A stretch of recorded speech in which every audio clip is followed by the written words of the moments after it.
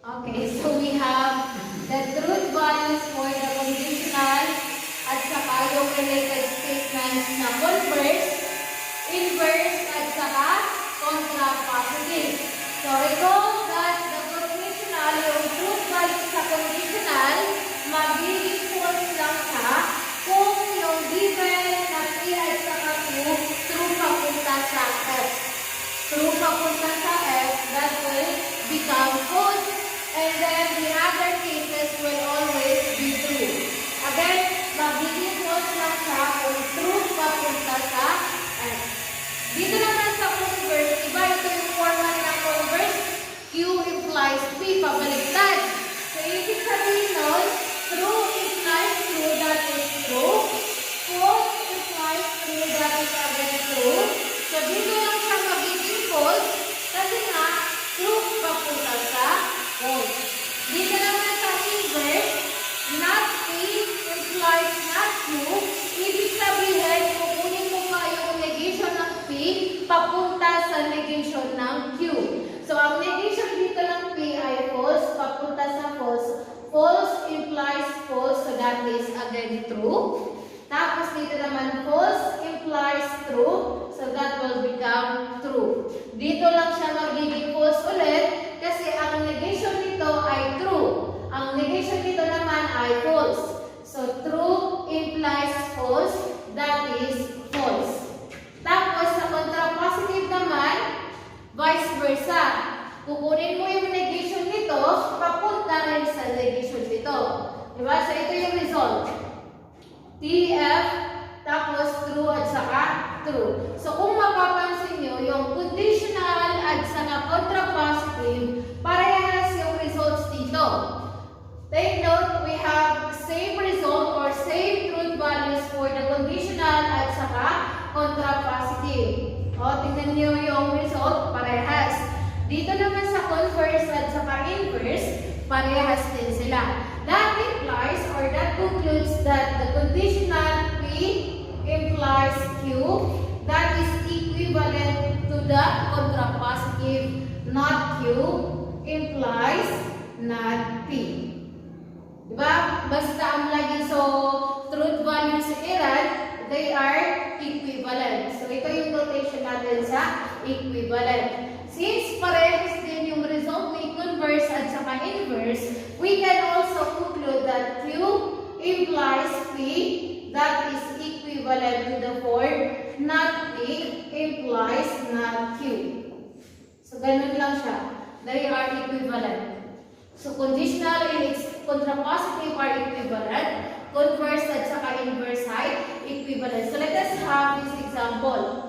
Determine whether the given statements are equivalent. So we have these two statements. If a number ends with a 5, then the number is divisible by 5. If a number ends with a 5, then the number is divisible by 5. That is the given conditional. So that is, kung isusulat ko yan in the symbolic form, magiging P implies Q. So, yung P dito, i-consider ko na ito yung P ko, tapos ito naman yung magiging Q. So, that is in the form P implies Q or the conditional mismo. Dito naman sa second statement, if a number is divisible by 5, so P, then the number ends with a 5. So, naging baliktad, no? Binaliktad natin yung antecedent at saka consequent. Ito yung nauna, tapos ito din yung nahuli. So, ibig sabihin, diswap sila. In symbolic form, magiging ganyan. So, this is the given conditional. Tapos, ito rin yung converse. So, take note that the conditional and converse are not equivalent.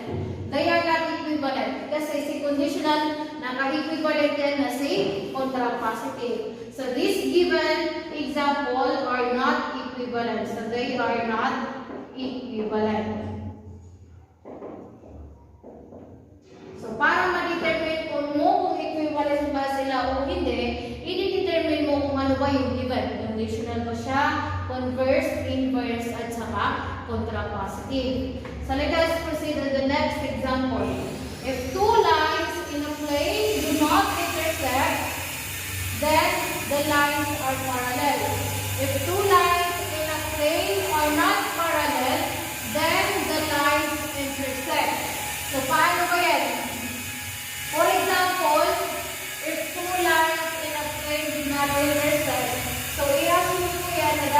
the form not P.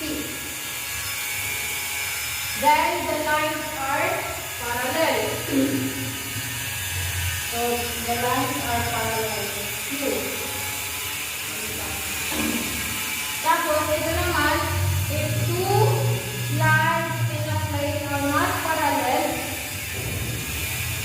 nabaliktad mo, ito yung consequence sa curve. Ito yung consequence tapos naging antecedent tapos binaliktad niya. Tama? So this one, kung yan yung Q ko, ito naman yung P, baliktad ko dito. Kung ito yung Q, ito yung P, dito sa second given, may two lines in the plane are not parallel. Binaliktad niya. So naging not Q. Tapos, then the lines intersect. So, binaliktad rin din yung P. Kasi dito sa first sentence, first statement, do not intersect. So, yan ang baliktad. Tapos, i-extended may pakusala sa as consequence. So, not P. So, P implies Q. Tapos, naging not Q implies not P. So, that is in the word contrapositive. Ibig sabihin, ito yung contrapositive ko. Ito rin yung conditional ko. So, take note that the conditional and contrapositive are equivalent kasi pareha sila dito ng truth values. Ibig sabihin, the second example are equivalent. So, sa mga ganitong example, at i-determine mo kung equivalent ba sila, treat the first statement as the conditional. Titingnan mo lang kung ano yung pangalawa. Kaya sa number letter A, diyan na conditional, tapos diyan so converse yan. So obviously, they are not equivalent. Dito naman sa letter B, treat mo dito as conditional, tapos titingnan mo yung pangalawa. Dito sa pangalawa, binaliktad niya, swap niya, at the same time na opposite. Ibig sabihin that is the contrapositive. So, they are equivalent. So, determine natin kung yung given examples are equivalent or not. So, again, itong sa first na sentence or statement, ito-treat natin yan as the conditional. So, ito yung, diba, if A is equal to B, that is might be. Tapos, then A times C, diba, itong symbol na yan, that is also the symbol notation for product. A times C is equal to B times C. So, ito naman yung magiging Q po. So, that is my conditional. Yung pangalawa naman, naging, yung P mo, naging A is not equal to B. Obviously, opposite niya yan. So, naging not P. Tapos, gumamit ka ng words na if then, ibig sabihin conditional yan again, di ba? Tapos, then A times C is not equal to B times C. Obviously, ang relationship nila ay opposite or negation. So, kung ito yung Q mo, so naging not Q, di ba? So, ito yung conditional ko, tapos, ano to? That is, this is inverse, di ba? So, inverse yan. Not P implies not Q. Pag ganito yung form, that is inverse. So, di ba yung conditional at saka inverse, they are not equivalent. Again, conditional at saka inverse are not equivalent. Ang equivalent lang po ay yung conditional at saka contrapositive, tapos i-inverse naman buo mo si converse. Since ang given ay conditional tapos yung pangalawa inverse, so they are not equivalent. Okay? So they are not equivalent. Okay, let us proceed to the next example. Ito naman yung magiging P mo. Kasi basta lagi na ipag-determine ka o equivalent sila na number. So first statement na i-treat ko to as conditional. So P implies Q. Dito upang may original yan. Then, ito naman yung magiging Q mo. Tapos, dito sa pangalawa, papansinin natin kung ano yung naging changes. Ito, binaliktad lang nito, di ba? Naging opposite sila. So, ibig sabihin, ito naging not Q. Tapos, ito rin, ito yung kabaliktaran ng P mo. So, naging not P. Kaso, ang naging arrangement niya, ito yung nauna.